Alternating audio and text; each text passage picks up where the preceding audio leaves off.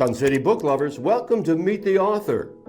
This show is made possible by Sun City Hilton Head Lifestyle Services, giving us a chance to learn more about the books we want to read and the people who create them.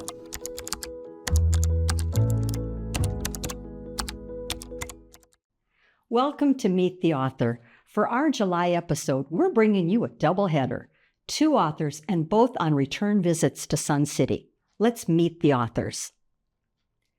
First, Sun City resident author Bob Durst returned with his book, Funny I Don't Remember Any Good Dope Days. Bob's novel is drawn from the reality he experienced working with homeless and prison inmates. I had a chance to sit down with Bob before his presentation to bring this poignant read to our viewers and expand on his first visit. Bob, here we are again. We first met in July of 2024. You were our featured author, and you brought us a book that will probably always be remembered by me. And the title of it is Funny I Don't Remember Any Good Dope Days. Oh, my expectation of what that book was going to be, and then going through the pages. So I think it's fair for us, a year almost later. Give us the premise of the book for those who are not yet familiar. The book chronicles my 7 or 8 years as a chaplain in a county jail in Stuart, Florida, Martin County, where I ministered primarily to female heroin addicts, some men, but primarily females. And when we moved up here and left Stuart, I was trying to do some writing, and I thought, what better subject to write about than these wonderful women that have survived, have not survived, have struggled with this thing we call addiction. We have to go back to what you just said, because you're telling us the premise of the book is that you were a prison chaplain and you had these encounters. But this was in your retirement. Yes. And I'm not sure, that it's a thing when we all retired. Oh, how is this new chapter going to be? What am I going to be doing? How many of us were sitting there thinking, I think I'm going to be a prison chaplain? And I bet you didn't even think that. Not me, Georgia. So No. How did that actually happen? Entirely by accident. I retired to play golf, go fishing, enjoy traveling with my wife, Sandra, visit my grandkids. One night we were celebrating 2 or 3 birthdays of mutual friends with a wonderful steak dinner at a nice steakhouse in Jensen Beach, Florida. We're coming across the bridge back onto the island, and I see a fire down there beneath the bridge. I said, let's get out and see that could be a problem. So we went down, and it was several homeless people huddled around a trash can to keep warm. We got back in the car, we're making our way down to our homes, and I said, there's something wrong with this. We just spent a small fortune on a wonderful steak dinner, and these people have nothing to eat, nowhere to stay warm, no shelter. Let's go home and make them a pot of spaghetti. That began it.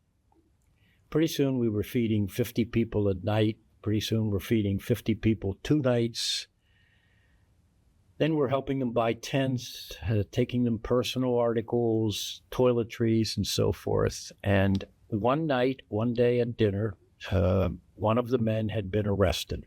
And a couple of the other fellas came to me and said, could you go and visit Jerry in the jail? He puts on a brave front, but he's a bundle of nerves and anxieties, and he's not going to be doing well in the jail. Gotcha. I practiced law for 50 years. I never visited anyone in the jail. Never. I went over. I had no idea what I was doing. I got Jerry on a telephone with a little 6-inch TV screen that I could barely see him, and he could barely see me.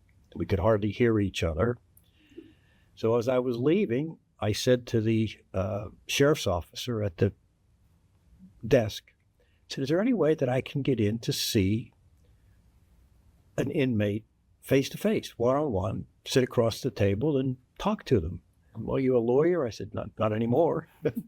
Are you a physician? I said, no. As fate would have it, the program director for the jail happened to overhear that conversation, and he came out and he said, tell me again why you want to visit these people. So I went through why I thought it was important to visit with them. And he said, we have 15 or 18, whatever he said, programs here in the jail, and we have nothing specifically for the homeless.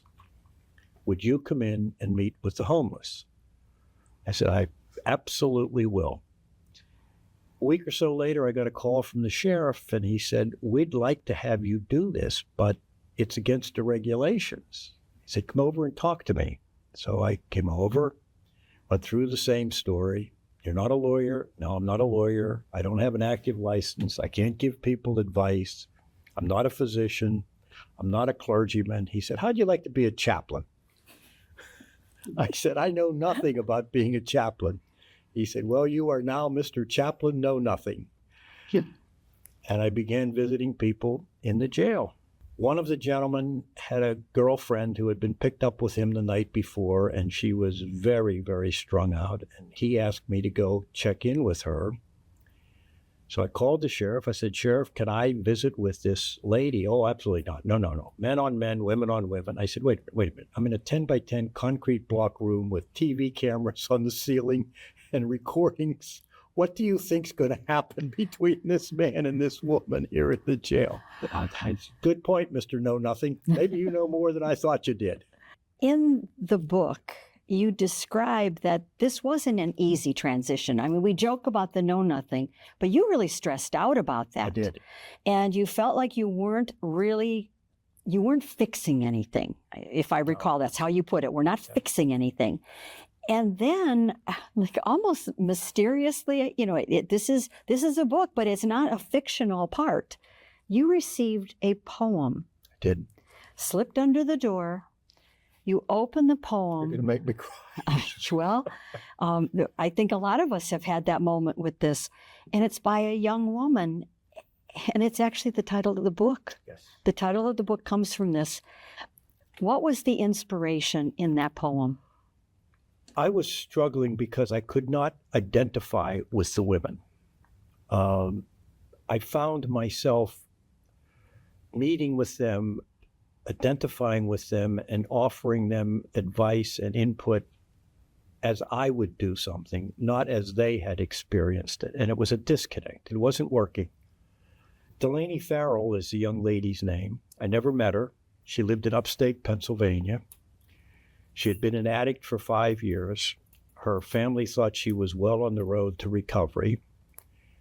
She was working at a local hotel or motel as a housekeeper, and unfortunately they found her dead in one of the rooms from a fentanyl overdose.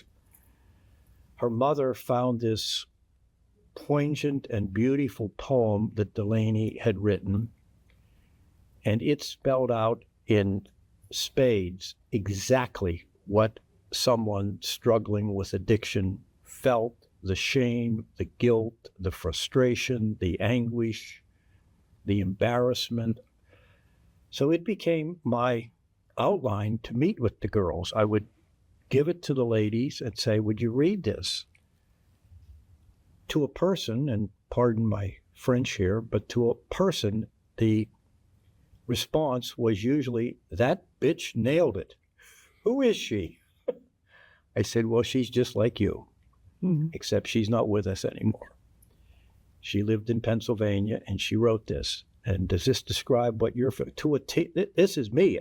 I could have written this. I said, well, then rather than me sit here struggling, trying to get this out of you, let's just use Delaney's poem as the outline for our meetings. So let's talk about your estrangement from your family. Let's talk about your loss of your children. Let's talk about your prostituting. Let's talk about living in the street.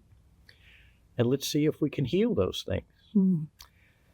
The title of the book, after Delaney goes through her poem saying, I remember this, I remember this, I remember this, all of which are a parade of horribles, she actually begins, but I say concludes, with saying, but funny, I don't remember any good dope days.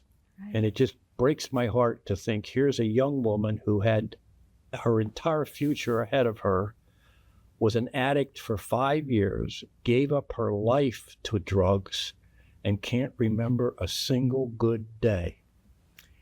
And to me, that just says it all. If people say, why are you so adamant about eradicating drugs? I say, read Delaney's poem. Mm-hmm. It's also interesting, near the end of your book, you've now moved to South Carolina, and you've reconnected with a couple of your inmates that you worked with that are both they're successful. Yes, they are. Which is, I'm sure for you, has to be such a good feeling. But when you talk to them about that, you might think about writing a book about this experience with them. One of them asks you, well, what's that book going to look like? And you say, I want the readers to look at your faces the way I saw them. Yes. What are these blind spots that we have that make it difficult for us to understand addiction? We're often, hey, they just get off the drugs. The blindness of generalization.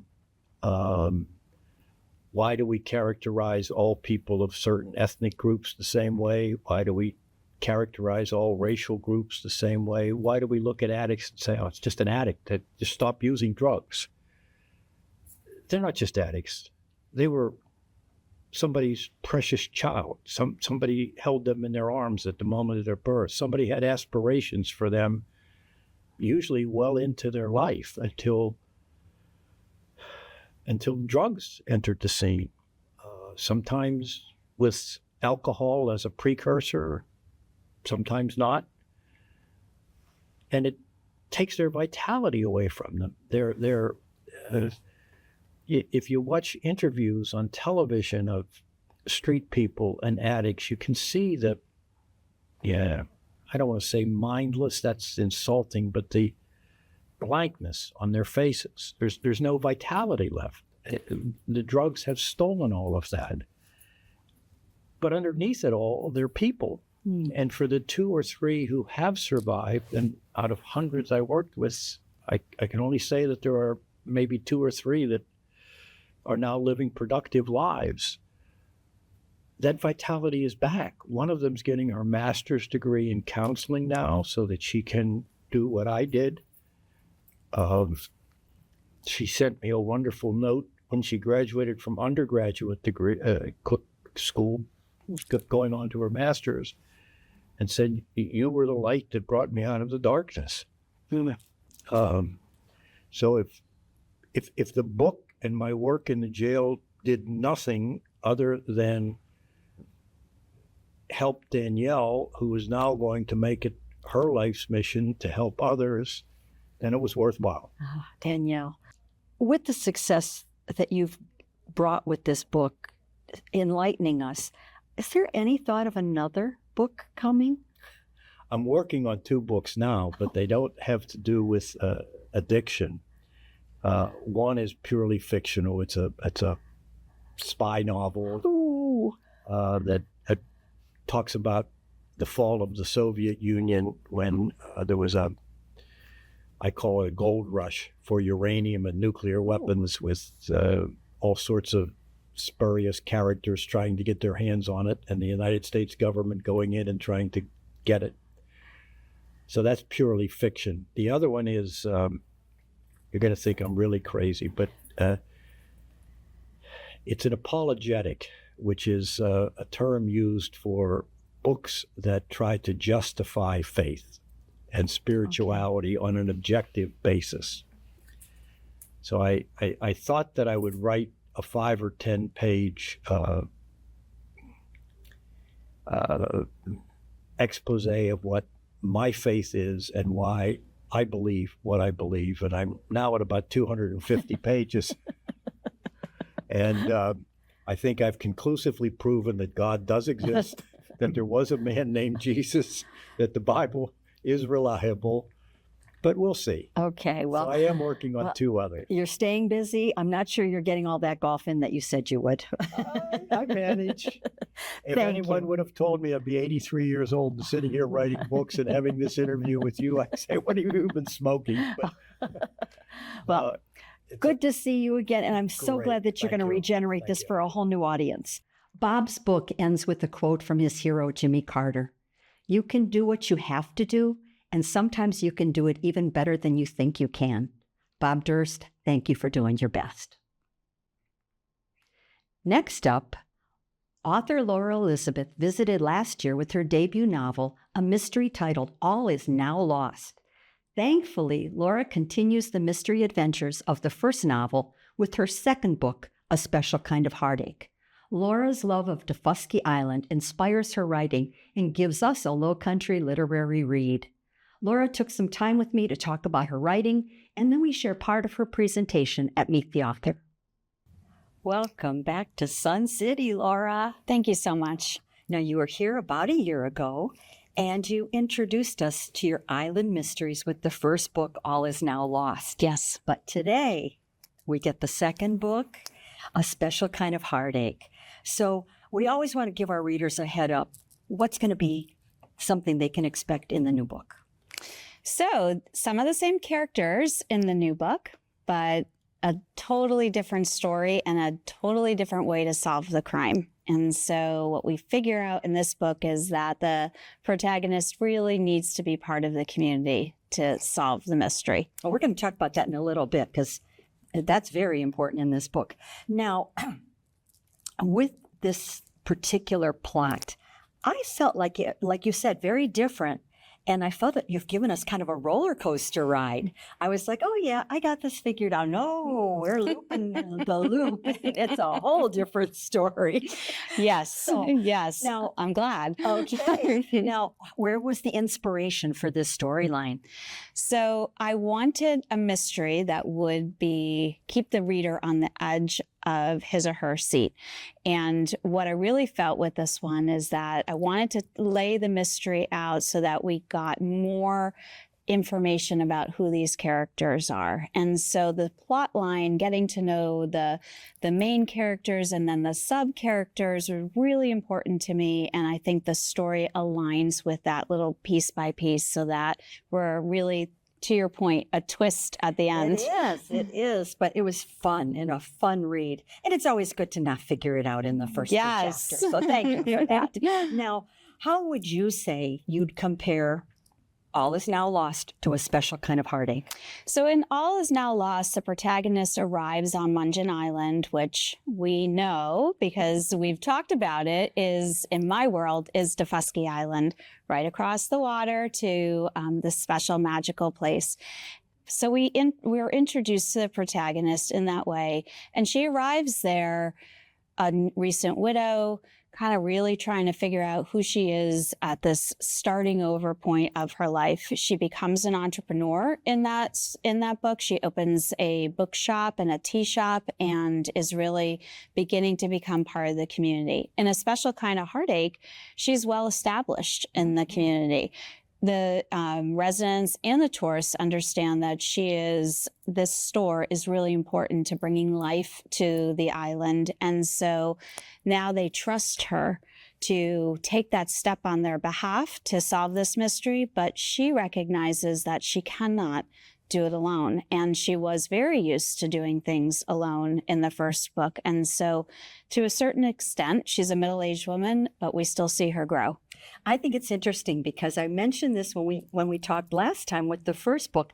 The difference I see in how you've written the characters is that they're strong, they are determined, and they are winners. You know, we talk about these books where we, open them up and, there's all this tragedy and you wait till the 19th chapter to find out that it finally works. She's very successful. She is. She's determined, as you say, and she is going to get there. She's going to get it done.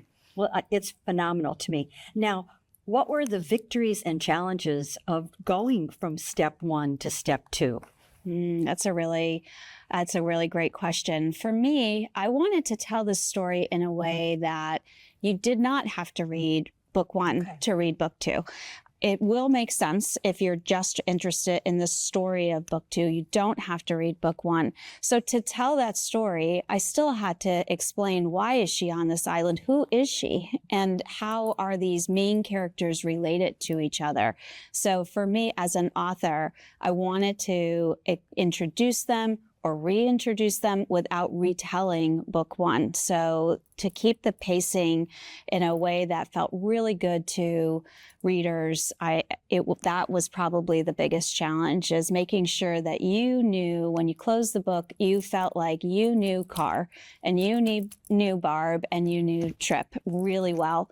So, but you knew them from just this book. And if it was familiar to you, then, you knew them a little bit more. Right. Now, I would imagine that's a lot of note taking and making sure that, the details Yes. from here are here. Yes. Because as even a reader, I'm like, okay, all right, I'll get this. Helen was Helen. I'll figure Yes. this out. So you do a great job of getting us in the setting so it can be a standalone read. Yes. Because I know sometimes people want to read the latest. And then they'll be, let me go back and find Yes. the first book. Yes. So you're doing a great job with that. Now, talk about these characters. They are endearing. They're people that you want to hang out with. They're people that you admire. So it's a fun read because you're constantly, hoping that everything goes good. But I think in this book, am I incorrect to say that you've made them a little more complicated? Yes, they're a little bit more complicated. We're seeing a few more flaws. We're seeing them as real people who have real lives and real challenges, and things aren't always going to wrap up neatly for all of them. They have struggles that they're facing just like we all do. So I think I've gotten a lot of feedback from readers who say they're very relatable. And they're not perfect. And, so I think that's what makes them human to us. Like, you feel like you do know them. I do. I know exactly what they look like. I know exactly what they sound like. So Well, let's talk about that. I want to jump ahead a little bit because the last conversation, we were actually off camera. And both of us were talking about how much we love Carr and all the characters.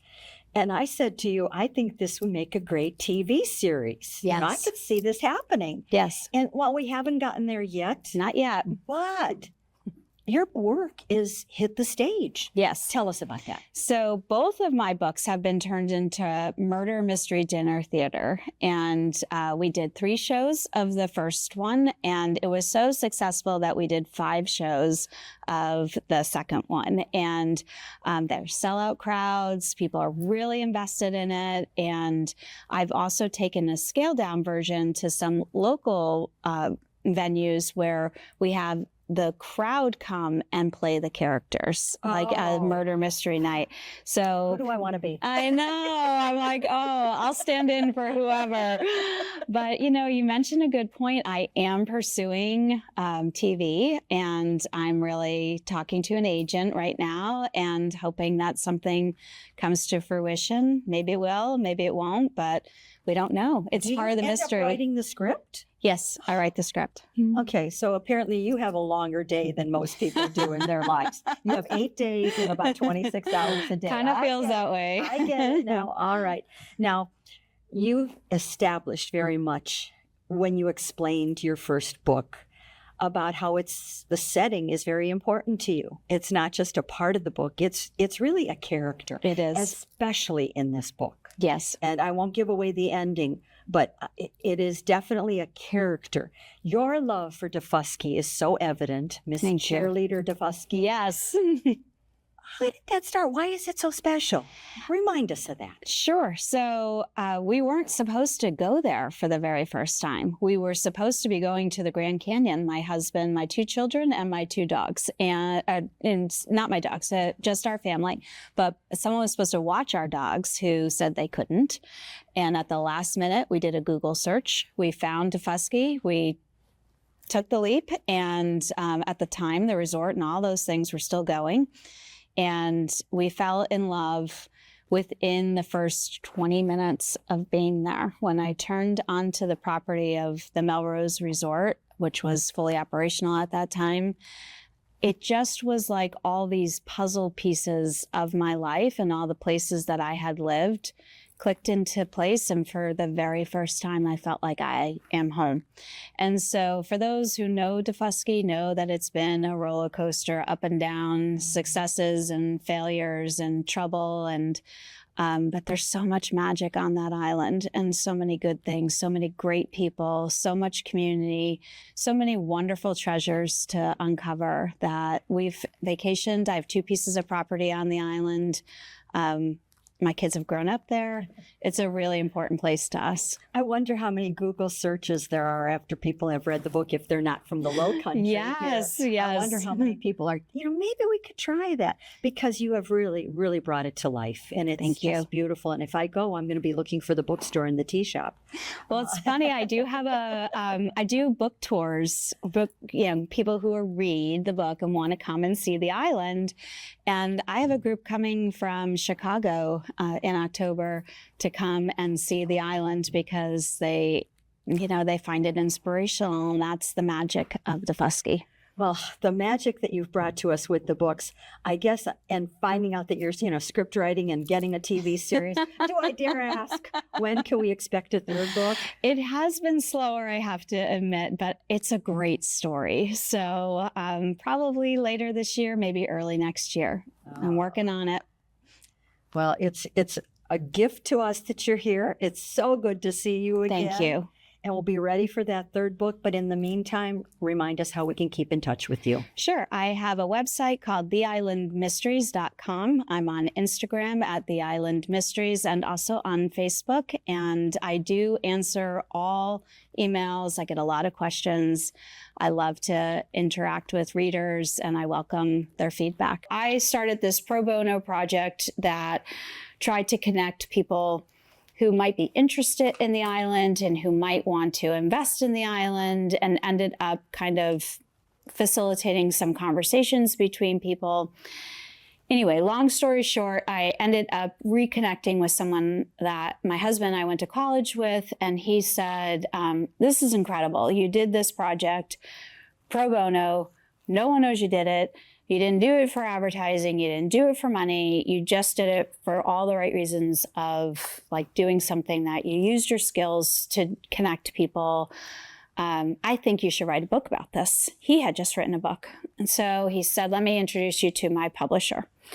So I was like, I never thought about writing a book. And I don't know if I really want to write a book, but he said, I think you should tell your story.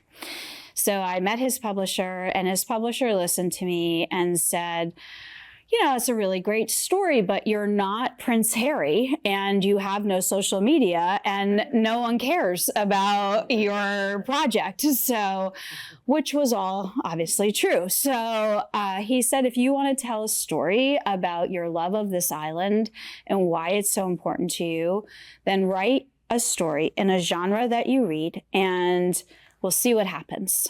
And so I don't know you, you don't know me, I don't know if you can even write. And he was, kind of dismissive. And I thought, I never actually really wanted to write a book, but now I do, and you're going to publish it. So I wrote 63,000 words. And originally he said, write 10,000 words and we'll see. We'll evaluate what your quality of your writing is and how you can tell a story. And so when I got to 10,000 words, I said, I'm done. Here's my 10,000 words. And he said, well, I need the whole story now. So I'm like, okay, you're going to get the story. So I wrote the story, and he sent me an email and said, please call me. I want to discuss your book with you.